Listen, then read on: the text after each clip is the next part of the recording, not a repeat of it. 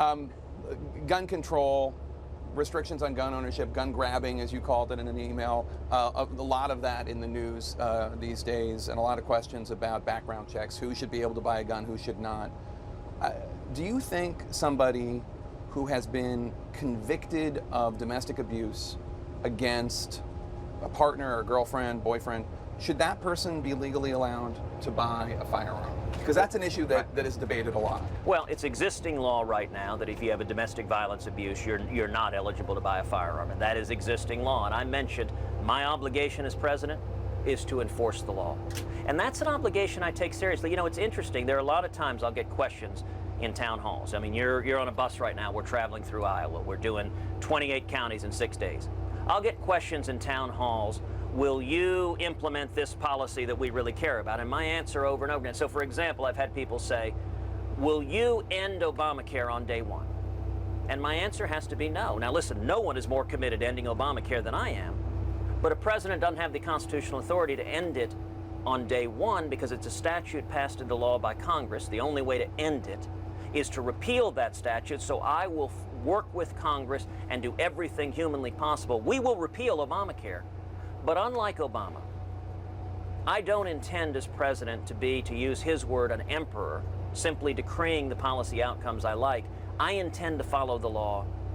And, you know, there used to be that liberals believed in that. It's one of the amazing things under the Obama administration is where have all the liberals gone? You know, as we've seen the president disregarding the law, disregarding the Constitution. For example, a few years ago, President Obama lawlessly appointed commissioners to the National Labor Relations Board. He declared that the Senate was in recess when it wasn't. Right.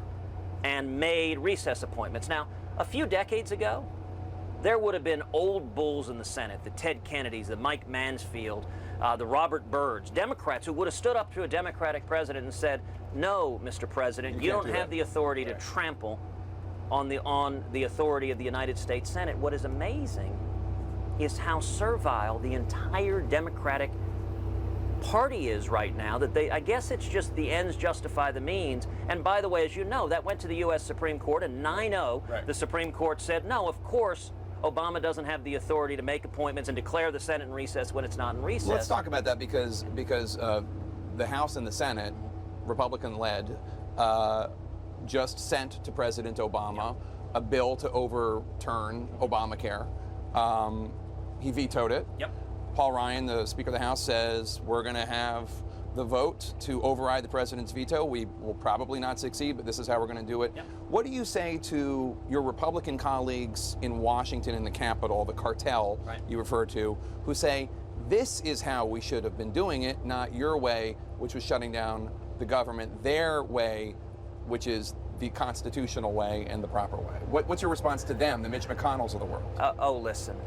The American people are so frustrated with Republican leadership who say at every turn, we have to fund all of Obama's agenda, all of Obama's priorities. You know, the Republican leadership just passed this massive omnibus bill, over $1 trillion, thousands of pages, negotiated in the dark of night. It funds 100% of Obama's priorities, funds all of Obamacare, all of executive amnesty. It funds all of Planned Parenthood. It funds this disastrous Iranian nuclear deal. It even funds President Obama's indefensible plan to bring Syrian refugees to America. Just this week, we saw 2 Iraqi refugees who have been arrested for being ISIS terrorists. And yet, Republican leadership decided to fund President Obama's plan to bring more. Pelosi and Reid say the Republicans gave away the store because all they wanted was some deal that would help oil companies. Look, you are exactly right, and Pelosi, and I'm going to say something that you will rarely hear me say. Nancy Pelosi and Chuck Schumer and Harry Reid are exactly right. All of them said publicly, Republican leadership just funded our entire agenda. This is why, you know, when Washington is completely befuddled, why are conservatives uniting behind Ted? Why is there so much frustration with Washington? That sums it up. They're tired. We win elections. We keep winning elections. We won a tidal wave election in 2010. We won a tidal wave election in 2014. And Republican leadership tells the American people, I'm sorry, we can't stand and fight for anything. That's why people are fed up. But I'll tell you what, a year from now, if I'm elected president, Congress once again will pass a bill repealing Obamacare, and the difference is I will sign it into law. Well, every Republican will sign it into law, whoever wins, if any of them make it to the White House. But there is a difference. For it to happen, you've got to campaign on it and fight on it. You've got to come out of this next election with a mandate from the people. And I intend to make this next election a referendum on repealing Obamacare and on passing a simple flat tax where every American can fill out our taxes on a postcard and we can abolish the IRS. But you know a lot of your colleagues in the Senate and the House in purple states or purple districts are worried about either you or Donald Trump being on top of the ticket. They worry that even if you win the White House, you're going to be a drag on them. Well, I in will point Ohio out, or New Hampshire or... You're right that there are a lot of Washington political consultants that argue every election cycle the way for Republicans to win is run to the mushy middle, run a candidate that's Democrat light, and every time we do it, we get clobbered. You know, this is no longer a theory, as they say in the tech world. This has been beta tested. The one thing that is abundantly clear, if we nominate another candidate in the mold of a Bob Dole or a John McCain or a Mitt Romney, and all three of those are good, honorable, decent men who love this country, but what they did didn't work. And by the way, in those purple states, all three of them got clobbered in the purple states, resulted in people losing other elections in the purple states. You want to know how we win 2016? I think 2016 is going to be an election like 1980, that we are going to win by painting in bold colors, not pale pastels. You know, Jake, you've been on the road with me. At almost every stop here in Iowa, people come up to me and say, I'm a Democrat. I've been a Democrat my whole life. This morning there was a man who said, I'm a Democrat, I'm a union member my entire life. I've changed over, I'm voting for you this time. At an event 2 stops ago, an African-American man came in and said, I was supporting Hillary Clinton when I walked in here. I'm with you now because we're abandoning our values, we're forgetting who we are. You know, it's worth remembering, in 50 years, there's only one Republican who has a group of Democrats named after it. Reagan Democrats.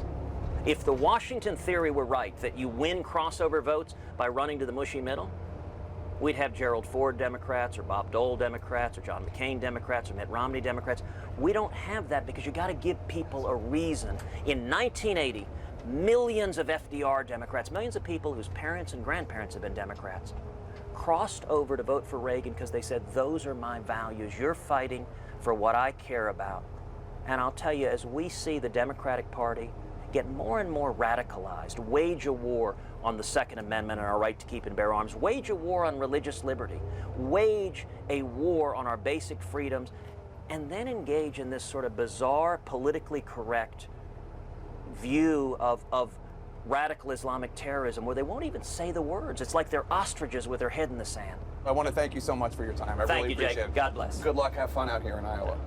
We're having a tremendous time.